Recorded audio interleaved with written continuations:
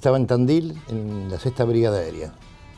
Y en realidad me sorprende la radio despertador, que a las 6 de la mañana íbamos para la brigada.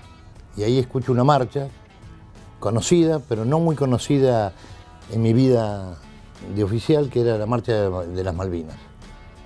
Y honestamente pensé, otro golpe de Estado.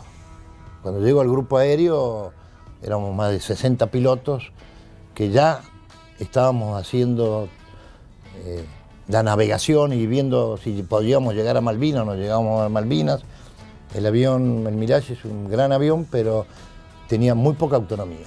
Dagger, el Mirage 5, era un Fórmula 1.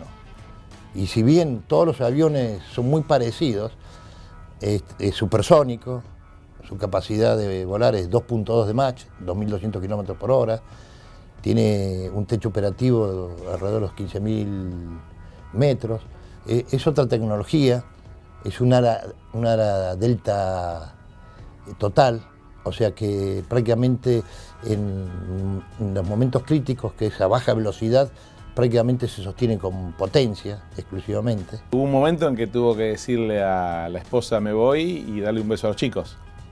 Sí. ¿Cómo fue ese momento? Y en realidad son momentos difíciles de mucha angustia. Me dijo, bueno, es tu misión, vos elegiste esta carrera, despreocupate, yo voy a cuidar a los hijos. Tengo imágenes de esa época. Las imágenes que tengo es de... No me recuerdo el momento en que dijeron que se iba a la guerra. Sí recuerdo a mi madre muy triste, son imágenes que me quedaron grabadas. Y después sí mucho el tiempo cuando desaparece él o cuando lo dan por desaparecido. Y cuando vuelve. Son como 3 imágenes que me quedaron grabadas.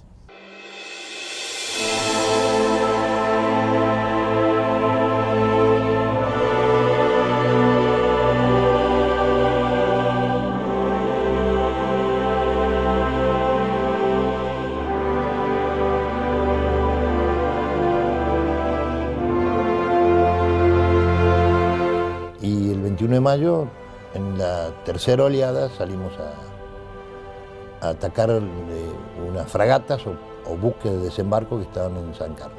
El primer teniente Sen, yo estaba a la izquierda, el capitán Donadir en el centro y el primer teniente Sen a la derecha.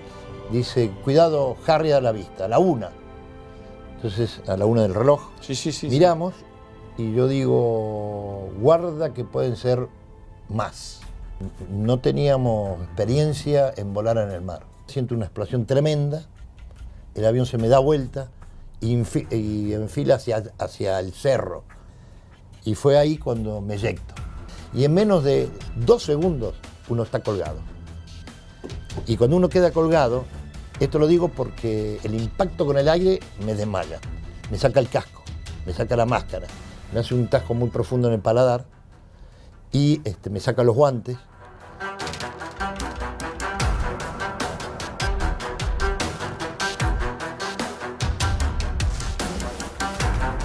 No entré a la Fuerza Aérea por lo que había vivido mi viejo, como yo le digo.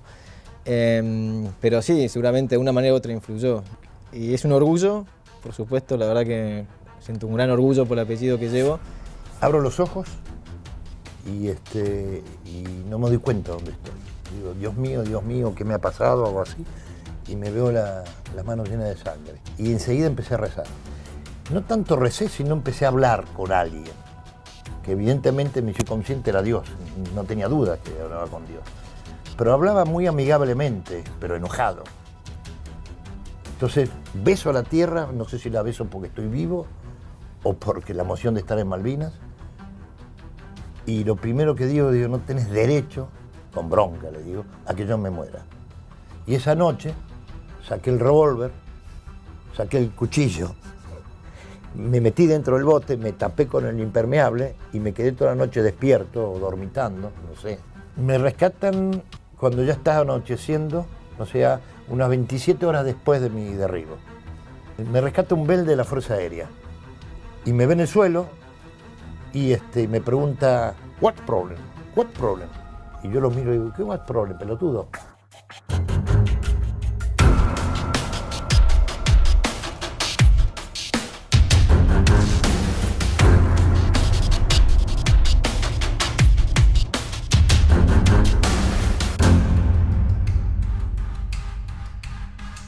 tengo que tener claro que el objetivo de las Fuerzas Armadas y las Fuerzas Aéreas en particular es la defensa de la nación y la defensa del aeroespacio, como decimos ahora.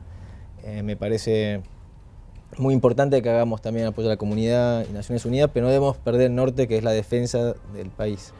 Bueno, la responsabilidad, es decir, que asuman la responsabilidad donde estén y en cualquier actividad, y sean conscientes de que, como en el caso mío, la responsabilidad de haber jurado por Dios defender esta bandera hasta que perder la vida, yo lo tomé en serio.